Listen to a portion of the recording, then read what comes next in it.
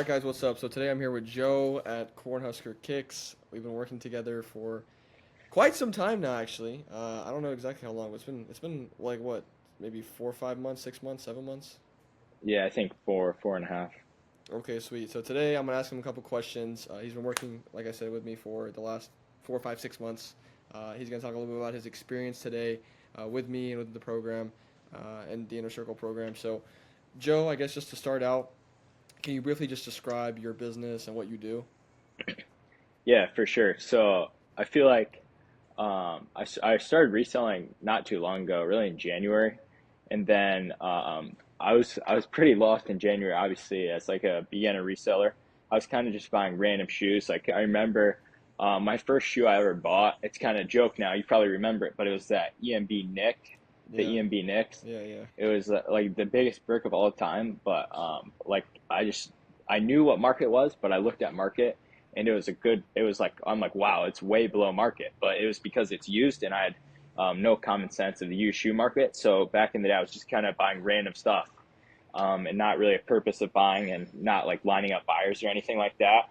Um, and after that, I kind of changed my business model when I joined ZNA when I think it was in March. But I really went from kind of staying away from random shoes like that that are used and didn't have buyers for to kind of buying in bulk, selling to stores, and then if the stores wouldn't take, kind of having a plan to sell on Instagram. Who would kind of be my buyers on Instagram if the stores didn't take, but just having a plan A, plan B, and plan C. So that's kind of where my business model went. Got it. So you're primarily selling to stores, but you still buy a little bit of like the random stuff and stuff now. I really have stayed away from buying the random stuff. Like all my SKUs that I buy now, they're pretty trending SKUs that most stores are gonna take, and most stores would want size runs in. So obviously, like a store wouldn't want a size run in the EMB Knicks, but a store would want a size run in something like the UNC Dunks. Okay, sweet, sweet. I mean, that's definitely a really, really important adjustment. So, just in terms of, you mentioned you started back in January. Can Yeah, you share a little bit about, your before and after working with us? So, when you first came into the program with ZNA, in terms of revenue, right? That's kind of what I want to use as like the metric for this. Um, where was your revenue when you first came in? Revenue and yeah, for profit, sure. and where was your revenue and profit, after a couple months of working with us? Yeah, for sure. So in January, we had a really bad Google Sheets. Obviously now I use the ZNA Google Sheets, but the Google Sheets we had before were super hard to track. But I was making I think like in January super low, like $200, and I was mainly like teaching sports lessons inside to build my profit and kind of get my capital up so I could work into the bulk. And I remember I did do my first bulk deal the first week I joined ZNA, and my numbers were growing like even the first month I joined ZNA. I think I was at 2K, and then obviously now I had my first month and few more days left in the month, but I had a 12K month in June with a few more days left to go. So pretty big Or improvement from 200 in a month to 12K 12K in a profit month. or profit Yeah, or revenue? 12K profit. Sheesh, bro. That's So insane. yeah, How old are you? 17. I wasn't even doing 12K profit months when I was 17. So that's props to you for that. That's dope. Well, cool. We're gonna dive into a little bit of that in a bit because I would definitely want to pick apart how you were able to do that. So can you For sure. describe? You kind of mentioned it briefly before, like how you were kind of just all over the place buying random stuff. But can you describe what your process looked like before ending up with us? Like what did Yeah. it look like when you were going to buy shoes and stuff like that? Explain that Yeah. process. So before I joined ZNA, it really, literally, the only way I knew how to source was like I'd be in school, bored as hell in like um, math or something like that, and I'd literally just scroll through people's stories, and I'd see like random shoes, and like I'd really only buy shoes like that I thought were cool. Like I wouldn't buy like anything that I wouldn't wear, and I try and stick to stuff in my size. I don't really know why, but I just stuck to stuff in my size, and I really didn't have a process for buying anything just besides looking at the market and seeing if it was good, whether it's used or new. I didn't really care, and I didn't really know how to check the used shoe market. Obviously, now I do know how to check the used shoe market and understand what's a good buy for used. But I was just scrolling through stories, and then I'd buy stuff, swipe up, and be like offer, and I never like be like, yo, I'm taking the shoe. I've always understood the negotiating. From day one, I was always a good negotiator and could Well, get the that's good. shoe down from its original price. So it was always lower than the bin price. But yeah, and then now I have a few consistent suppliers that are constantly sending me lists of bulk, and I really won't buy anything if it's under like 20 pairs now. I'm only 20 pair plus deals and just trending SKUs, but the people will text me either on Instagram or WhatsApp, and then I'll just buy bulk from them. So really not even scrolling through any Instagram stories. And the biggest thing for me was just building those sellers and knowing who my sellers are. So then if I do need something, they're always getting their lists, just like random stuff. But if I do need something, I can text them like, yo, I want this, and I want these sizes. Like And they the usually other day, have I it. was like, Yeah. yeah, I was like, I need Travis Canary size 8W to 12W. My store needed those. And I was like, here's what I'm paying. And they're like, okay, that works for us. That's paying pretty well because my store is paying even better. Just getting them a good deal and making a small profit off of high volume.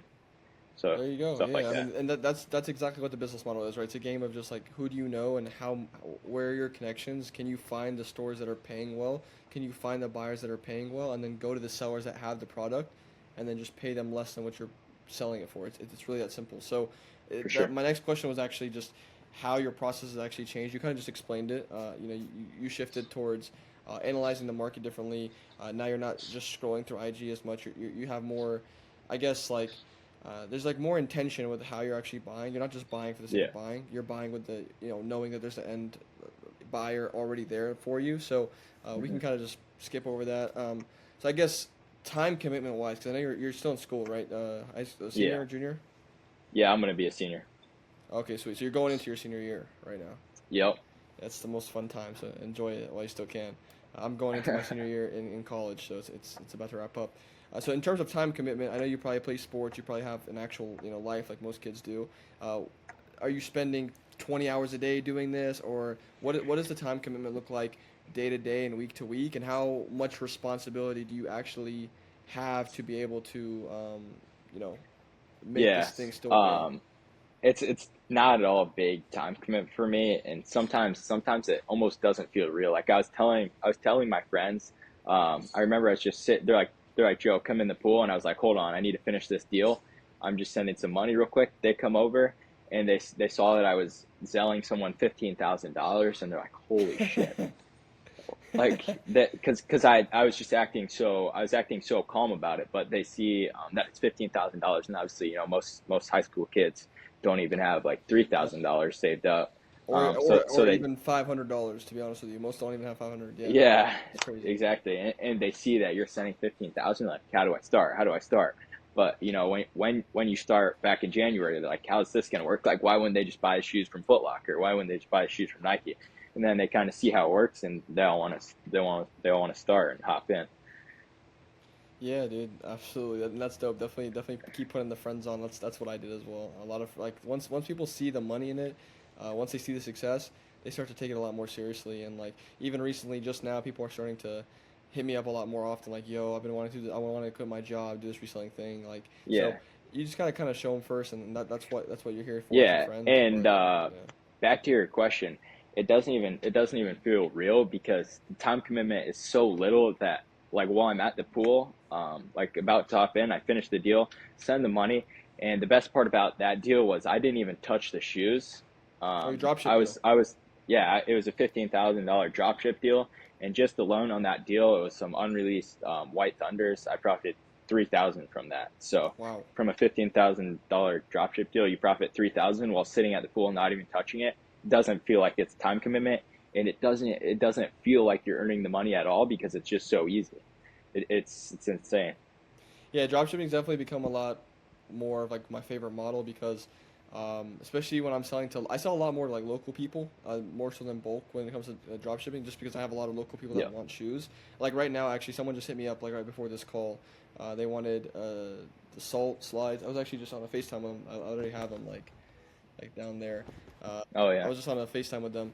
So they're buying a 10 and a 12, but I don't have a 10 or a 12 in hand. So Hmm. I happen to have like an 11 here, so I'm just gonna go literally just find someone that wants to sell me them for Yep. 80 to 100.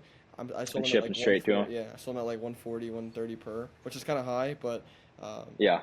they'll pay it. You know what I mean? So Yeah. now you make $60 profit off of two pairs. You didn't really do like anything. So For sure. it's definitely pretty surreal, and that's dope. Okay, so For sure. based on the results that you've gotten so far, I mean, January to now, it sounds like it's been night and day. Where do you see Yeah. yourself, and where do you see your business 6 to 12 months from now? Give yourself another 6 to 12 months. How much are you doing monthly revenue, profit? Where do you see yourself as like a person and as a business? I'm definitely hoping to continue the business. I I'm not even like thinking about the 20K mark, but what really excites me is just hitting that 50K mark. I feel like that's something that I really want to achieve, and In a single month, yeah, but right? Profit? yeah, in a single month. I feel like for me though, I just have to make that happen. I have to buy more and then find more stores because some stores don't have the money to pay. If right now I have like 5 stores, if I can get to like 10 to 15 stores, their cash flow will be higher, and I can sell to those stores and buy way more often. Okay, dope, dude. Go out and kill that. That's definitely so. I mean, to do 50K profit, it's definitely gonna take a lot more hustle, and you're definitely gonna have to have like a little bit of help logistics wise. I think it's gonna be hard to ship that many units in a single month by yourself, but definitely possible. Um, I've personally, honestly, never done 50K in a single month profit yet. So go out there and crush, crush me. That'd be awesome. Uh, but I guess what surprised you the most about the inner circle, about ZNA? What do you feel like was that one thing that maybe you expected it to help you a lot before you came in, but what was that one thing where you came in and you were just like, damn, like this was a lot better than I thought. Yeah, I feel like for me, it was definitely the video modules. That's kind of how I learned what to pay on the market and what I should be buying. And then I remember there was one day where I reached out to Aiden, and I like sent him my inventory, and he was literally just like, "What the hell are you buying?" Like he was like, "This is the worst thing ever." It was in like January, and he was like, and then I was just kind of lost. I was like, what do I do? And he's like, you need to sell these today. Like, there's absolutely no reason you can't sell these today. Take your loss. Take your loss. You're gonna make a small loss and reinvest it, and you're gonna build that capital up. That's exactly what I did, and that's kind of how I started growing. Just getting rid of that dead inventory from the video module and Aiden, the dead inventory video module and what Aiden was telling me, and then reinvesting my capital. But the dead inventory is one of the best lessons I've ever learned from the video It's a modules. killer for a lot of people, and I think this kind of segues into my next question too. A lot of people have a misconception that like if a shoe goes down, you should just hold on to it until it goes back up. But like in this market right now, that's just not how it works. Yeah, So not at all. And yes, especially with the people that are under 10K in capital, there's absolutely no reason. Like I heard a lot of people were holding on to the military blues. There's absolutely no reason yeah, anyone should be cooks, holding yeah. on to the military blues. Like maybe they'll go up a little bit, come back to school, but if you're under that 10K, reinvest your money and then grow it back up 100%. Yeah, dope, dope. So I guess what is the biggest misconception that you had? I guess about reselling or about even just the group in general before starting that you kind of had cleared up after you got in. Yeah, I was pretty skeptical of joining the group because I had joined some other groups before and they just didn't work out. Like I feel like it was almost a scam in a way. Hmm. And then to actually join ZNA and feel that it's more of like a coaching program rather than a cook group, and to know that you and Aiden actually really care about the people. And when I'm paying someone in like past groups and they're not answering my questions on the Discord, that just pisses me off, and I don't want to keep paying them if they're not going to answer my questions. But to come into somewhere like ZNA and I'm sending you guys questions like every day when I don't know what's going on, and obviously now I'm at the point where I don't have to send you guys questions. It was just really big to know that you guys cared and were actually answering the questions. That means we did that's good to hear. It means we did our job right. That you don't have to ask us questions anymore. But yeah, and that's kind of why we implemented more group calls, is because we wanted to also have like the voice kind of like this kind of setting. Like we get to just hop on, talk to people. That's not something that a For lot of sure. people do.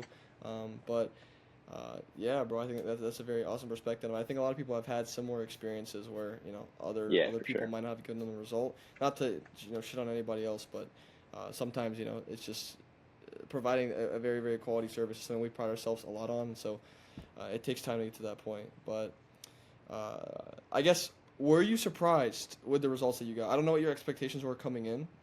Like, did you expect to get the results that you got from the group? I was gonna grow from seeing it right when I started, just even from the video modules. And the best part was that you could tell that you, Aiden, and Chris weren't like gatekeeping sellers and stuff. So that was big, just knowing that you wanted to help everyone there. But so I knew I was gonna make results. But yeah, 12K in a month was it's just like my biggest goal in January for sure. So. But now obviously the goals get bigger once you hit it. But yeah, in January I could never have imagined doing that. But it's definitely a good feeling when it happens. 10K in a month is probably, like, if I can recall, that's probably the best feeling. You feel the richest at 10K a month, and then after that, it's just like you definitely feel You're better just living. hitting 20, 30 and beyond, but it's like you kind of just, it doesn't feel as good as a 10. Like, because once at that point you broke 5 figures in profit in a single month, you're technically Yeah, making, like, if you continue that for 12 months, you're making over six 6 figures figure. a year. So it's like Yeah, it's a huge milestone for a lot of people. Is it yeah, like completely and utterly life changing? I think mentality wise, yes. I don't think it's the most life changing in the world, because like if you live in like a big city, that's like yeah. it's not It's that yeah, much extra per month. It's still good. Like, you're gonna be very comfortable in most places, and so I think it's a great milestone to hit for a lot of people. But yeah, you're never gonna be satisfied. Once you get to 20, 30, you're gonna be like, oh, I'm not at 50. And once you get to 50, you're gonna want to be at 100. Once you're at 100, you're gonna yeah, want to for be at a sure. million. So it's like Yeah, it never your stops. But goals that's keep the going. beauty. That's the beauty of Yeah, the best entrepreneurship. part is, even as a 17-year-old, I'm not spending that much money, so it's just good to save it all. Yeah, Like, take that advantage while you can. I know, right now you don't have a car payment, you don't have insurance, probably you don't have a house payment, rent. So yeah, enjoy that while you still can, because once you get those things, it definitely slows down the growth a lot. So just keep that for in sure. mind. Well, dope. I got a couple more questions, but if someone's on the fence about working with us, what would your advice, or like what would you tell them straight up? Just like if someone was on the fence about joining. Yeah. Um, I would straight up say you just gotta send it. Like, the money's scary at the start. The money's scary at the start, but I remember making my investment back very quickly, and then obviously to the point where like I don't even think about that investment anymore. Best investment I've ever made in my life. So Also, that's to dope. kind of be there, yeah, Hopefully you yeah, make some other great investments too. That's much appreciated. That's dope. yeah, for sure. Well, awesome. That wraps up everything for me. Is there anything, final thoughts you want to share with anybody, or anything else you wanted to share about yourself or about your story to anyone else that's watching? I think that'll do it, bro. Thank you for everything. It's been a Thank journey. you. Keep killing it. Go crush that 50K month. Make me look poor. I guess that's awesome though. That's a great goal to have out there. So keep it up. Yes, sir.